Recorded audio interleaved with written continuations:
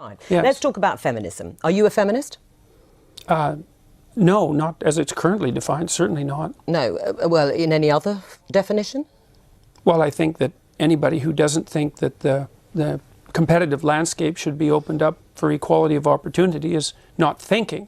And so everyone's interests are better served if people have as equal access to opportunity to display their talents and to manifest their talents in the world as possible.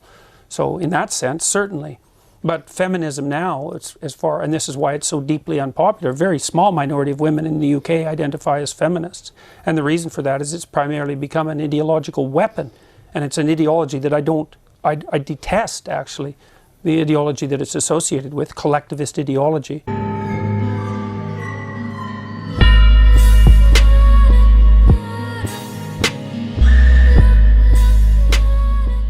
The gender war is something that has been going on for generations, but now it has entered the mainstream, and even worse, it has come at the price of relationships between the sexes. Whether it be discussion over the pay gap, or if it's okay for men to take women out to the Cheesecake Factory, the gender war has become a main staple in modern American culture. Neither man or woman can really agree on what man or woman should do in society or a relationship. While the red pill has some of its cynical views, I still blame good old feminism. While both movements are arguably used as tools to elevate society, it seems that these same tools are being used to divide the genders. And your view is that modern feminism is deeply flawed. I would argue a lot of your proposals, like taking the vote away from women, are deeply regressive. Why would you want to remove, just from yourself, the right to vote? Well, what happened was I had the same view, right? Back when I started, I was like, why? I found out that only 5% of women wanted the right to vote. And I couldn't figure out, like, why would women not? No, it's true. It's true. You look it up. At the time? At the time. Because they've been conditioned by men to think that they shouldn't have a vote. I mean, that's what they say. But, you know, I started reading their writings, right? And what I found out was that the reason a lot of women advocated for it was because they believed it was the beginning of the breakdown of the family. Can rescind consent on something completely nebulous. Okay, can I ask you this? If you were going to take someone to bed and you weren't 100% sure that they wanted to go to bed with you, would you go with them? No, I would not do that. Then But the that's what point I'm was, talking Aziz about. Ansari was sure, for example, and then later she went and published a long piece about how she regretted it and lumped him in with Harvey. I'm saying that the Boy Scouts have a standard. You must be a biological boy to be a Boy Scout. You have to be a boy to be a Boy Scout. In the name Boy Scouts. There is a new study out today that says women become unhappy as they get older. Well, the flip side, men get happier as life goes on. Is it really true? Are women happier than men? Women are a little bit happier than men. The idea of gender and whose role is what is such a delicate topic that I won't go into too much detail in this video, but it has had major effects on society as a whole. There appears to be more and more relationship topics and discussions every day when it comes to gender norms, roles, and ideas of a relationship. You watch 1 or 2 videos on TikTok, YouTube, or Instagram, then there's a bunch of gurus, bitter ideologies, and everything in between giving their 2 cents on it, including me.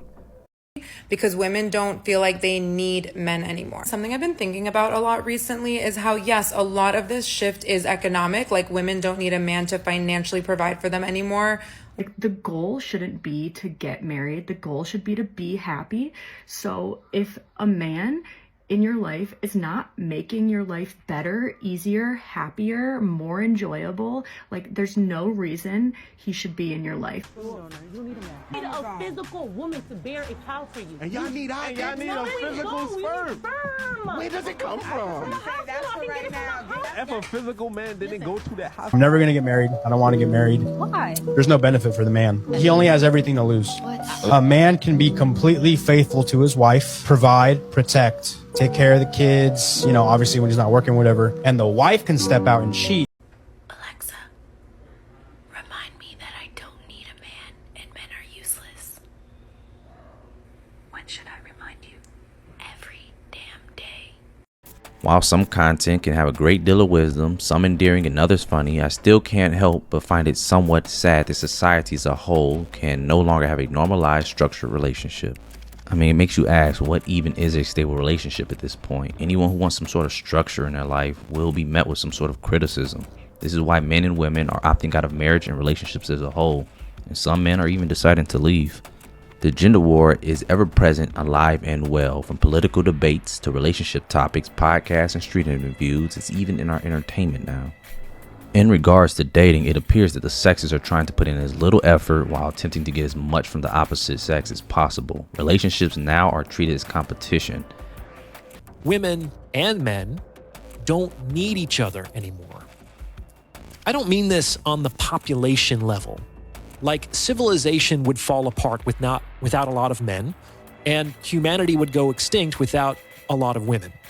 Men need women around, and women need men around.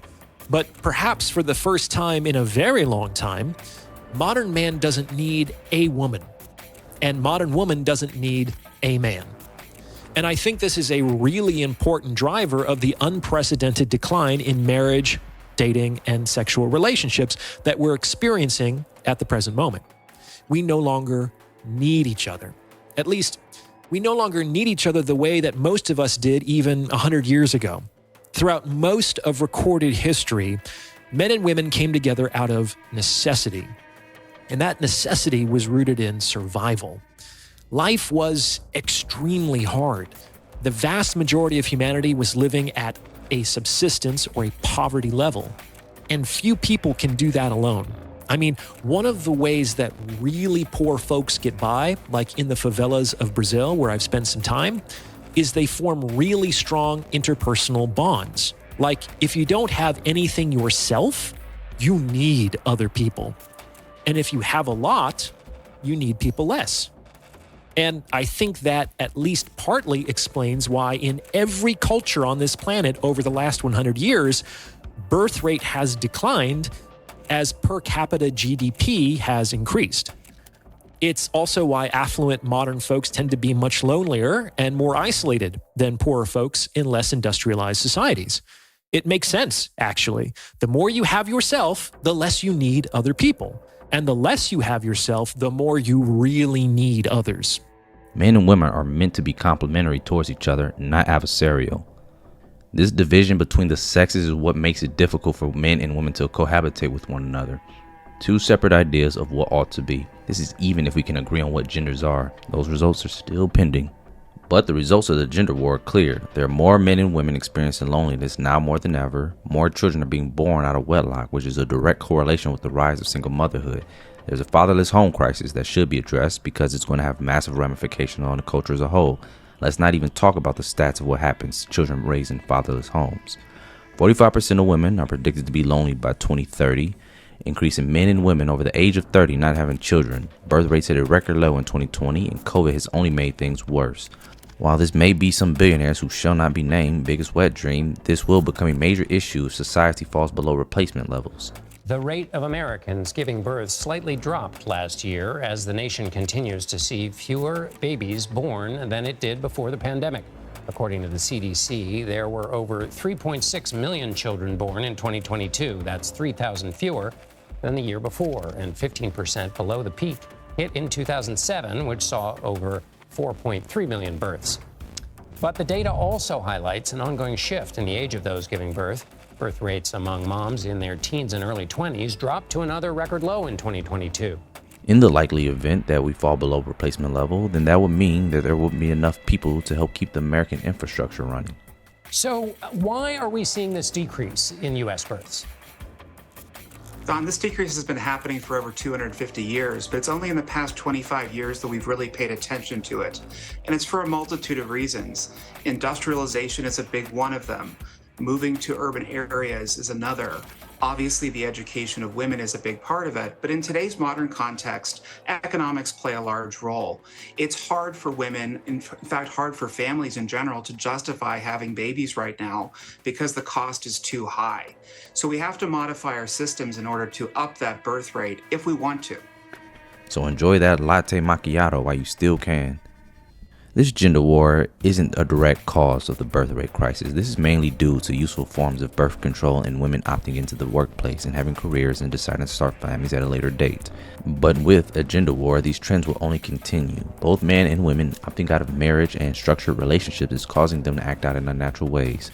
This only causes them to be lonely and attach themselves to vices and or themselves.